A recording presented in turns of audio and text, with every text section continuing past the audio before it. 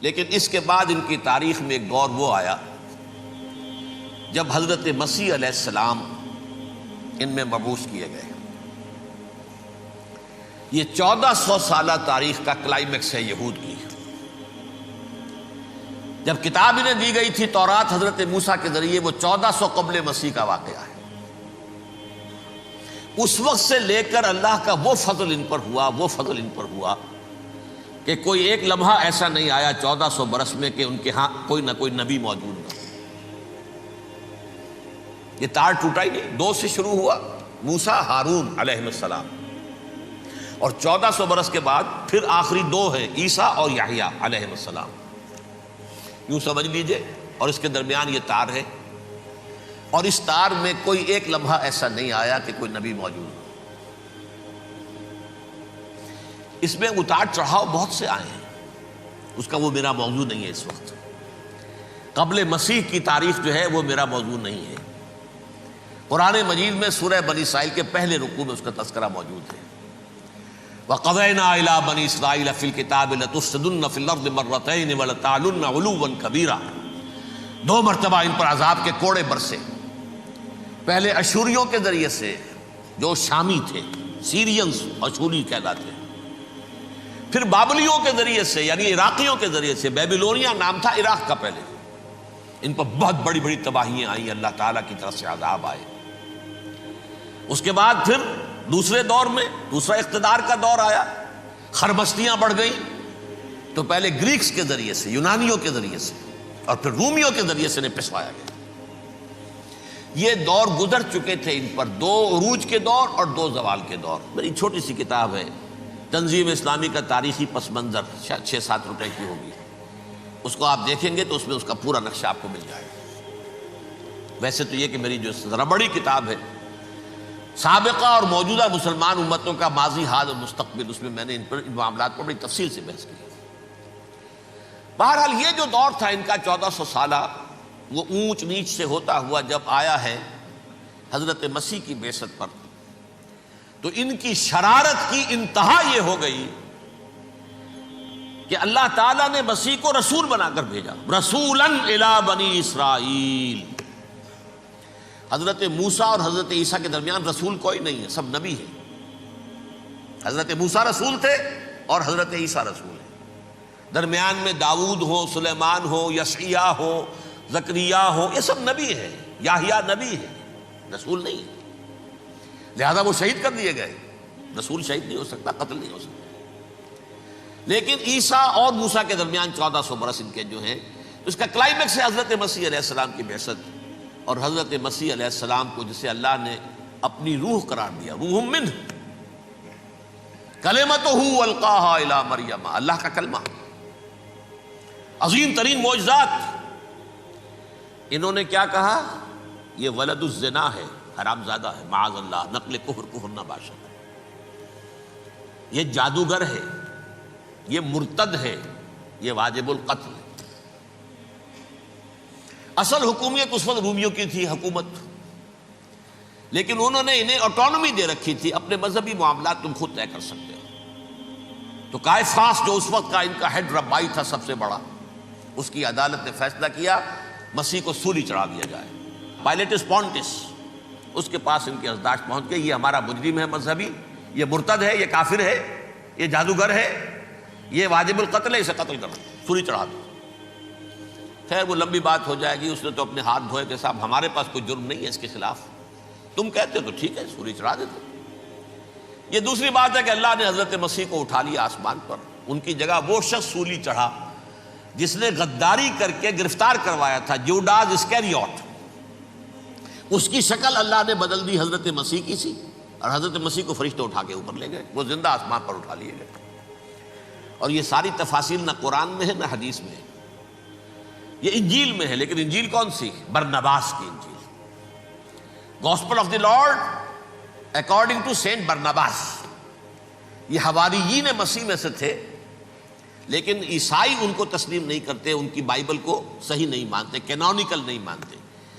100 انجیلیں تھیں، 104 تھیں، جن میں سے 4 چنی ہیں انہوں نے، یہ متی اور جان اور مرقس مارکس، یہ ہے تو یہ 4 انجیلیں ہیں، انہوں نے تسلیم کی ہے کہ یہ کینونیکلز ہیں، یہ تو ہیں حقیقی، باقی جو ہیں 100 اس کو وہ تسلیم نہیں کرتے۔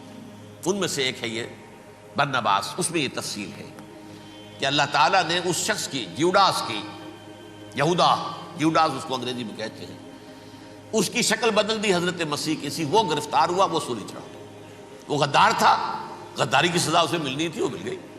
حضرت مسیح کو فرشتے 4 اٹھ رہے ہیں، جس کوٹھڑی میں حضرت مسیح مقیم تھے، ایک باغ کے اندر وہ کوش تھے، اس کی چھت پھٹی ہے، 4 فرشتے آئے ہیں، حضرت مسیح کو اٹھا کر لے گئے ہیں، چھت برابر ہو گئی ہے، اس کے بعد وہ شخص پکڑا گیا۔ بہرحال حضرت مسیح کو اللہ نے اٹھا لیا آسمان۔ لیکن وہ دن ہے کہ اس قوم کو اب مغضوب علیہم قرار دے دیا گیا۔ نوٹ کر لیجئے، اصل میں تو ہونا یہ چاہیے تھا کہ رسول کی جان کے در پہ جب کوئی امت ہو جاتی تھی تو اللہ کا قاعدہ یہ تھا کہ اس امت کو نسیہ منسیہ کر دیا جائے۔ حضرت نوح کی قوم کو ختم کیا یا نہیں؟ حضرت ہود کی نگاہوں کے سامنے قوم عاد برباد کی گئی یا نہیں؟ حضرت صالح کی نگاہوں کے سامنے قوم سمود برباد ہوئی؟ یہ اللہ کا قاعدہ رہا۔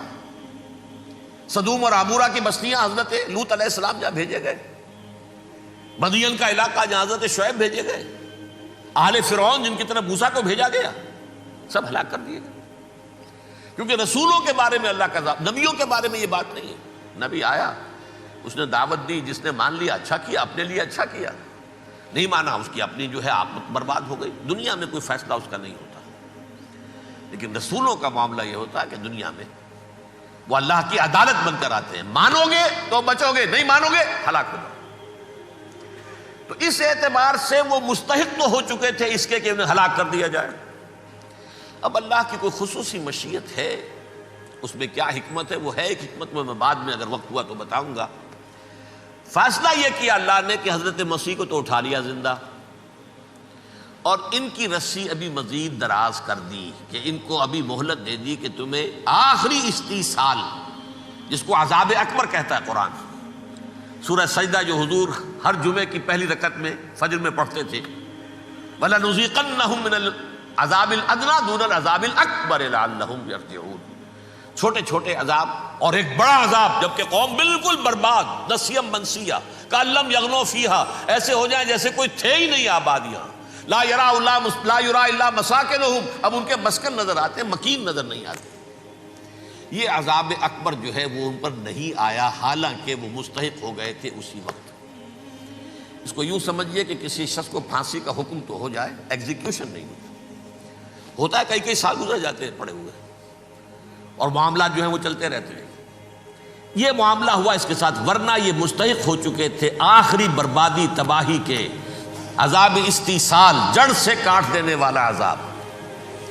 وہ آ سکتا تھا ان پر اسی وقت، لیکن اللہ نے ان کی مہلت دراز کی ہے۔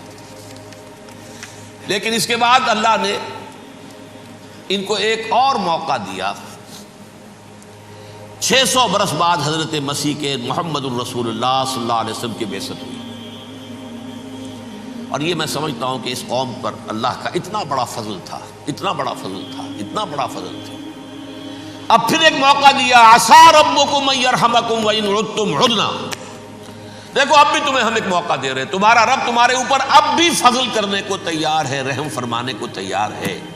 ان ھذا القرآن یہدی للتی ہی اقوم، اس قرآن کے سائے میں آ جاؤ، یہ شاہدرا ہے ہدایت میں آنے کا، اس میں داخل ہو جاؤ، محمد کی تصدیق کرو صلی اللہ علیہ وسلم، دامن محمدی میں آ جاؤ، اب بھی ہم تمہارے گناہ بخش دیں۔ لیکن نہیں، اس قوم نے حضرت محمد صلی اللہ علیہ وسلم کی دشمنی کی کمر کس لی، اور اب یوں سمجھیے اس تاریخ سے لے کر آج تک یہ گٹھ جوڑ ہے۔ ظاہر بات ہے کہ ابلیس کا بھی اصل دشمن اب کون ہے، یا ہدف کون ہے، ٹارگٹ کون ہے؟ جنہوں نے محمد کو نہیں مانا صلی اللہ، وہ تو ہے ہی جہنمی، ان پر کوئی اور محنت کرنے کی ضرورت کیا ہے؟ سمجھ گئے میری بات؟ حضور کی بعثت کے بعد جنہیں حضور کو رد کر دیا، ان پر ایمان نہیں لائے، وہ کون ہے؟ کافر، وہ جہنمی ہے ہی ہے۔ لہذا اس کے اوپر کوئی محنت صرف کرنے کی ابلیس کو ضرورت نہیں ہے۔ اس کا اصل ٹارگٹ امت محمد ہے صلی اللہ علیہ وسلم۔ وہ ساری نوع انسانی کی دشمنی اب آ کر مرکوز ہو گئی ہے امت محمد صلی اللہ علیہ وسلم کی دشمنی پر۔ اور اسی طرح یہود کا معاملہ، اگرچہ ویسے پوری نوع انسانی کے دشمن ہیں، انہیں حیوان سمجھتے ہیں، ان کی جان مال اپنے لیے مباح سمجھتے ہیں، جس طرح چاہیں لوٹے کھسوٹے کھائیں پیئے انہیں، لیکن اب ان کی بھی دشمنی کا سب سے بڑا مرکز امت محمد۔ کیوں؟ وہی تکبر اور حسد، وہی بیماریاں۔ انہیں تکبر یہ ہو گیا تھا کہ 2000 سال سے یہ نبوت ہماری میراث، ہماری جاگیر، بنو اسرائیل کے اندر سینکڑوں نبی آئے، 3 کتابیں اللہ نے ہمیں عطا کی، یہ کہاں سے آ گیا محمد صلی اللہ علیہ وسلم؟ معاذ اللہ ثم معاذ اللہ، یہ امیین میں سے، یہ جنٹائلز میں سے، یہ گوئنز میں سے، یہ حقیر ان پڑھ، کہاں ہم کہاں یہ نہیں تسلیم کریں گے۔ حالانکہ قرآن کہتا ہے یعرفونہ کما یعرفون ابناہم، ان کے علماء ایسے پہچانتے تھے حضور کو جیسے اپنے بیٹوں کو پہچانتے ہیں کہ یہ آخری نبی ہے، لیکن تکبر اور حسد کی آگ میں جل اٹھے۔ اب ان کے بھی دشمنی کس سے ہے؟ محمد اور امت محمد صلی اللہ علیہ وسلم۔ یہ گٹھ جوڑ ہے۔ اب دیکھیے، یہ ہے میری گفتگو کا اب تک کی گفتگو کا حاصل، یہ گٹھ جوڑ، ایک غیر مرئی دنیا، انویزیبل دنیا کا ابلیس لعین اور جنات میں سے اس کے لشکری فوج، انسانوں میں سے ویسے تو اور بھی بہت جگہ اس کے ایجنٹ ہے، مسلمانوں میں بھی ہے، لیکن بحیثیت قوم، بحیثیت مجموعی، ایک پوری قوم، ایک پوری نسل جو ہے اس کے ساتھ گٹھ جوڑ ہے۔ ان دونوں کی گٹھ جوڑی کے ساتھ یہ دشمن دون ہیں انسانیت کے، پہلا دشمن ابلیس لعین، عزازیل لعین، اور دوسرے دشمن یہود ملعون۔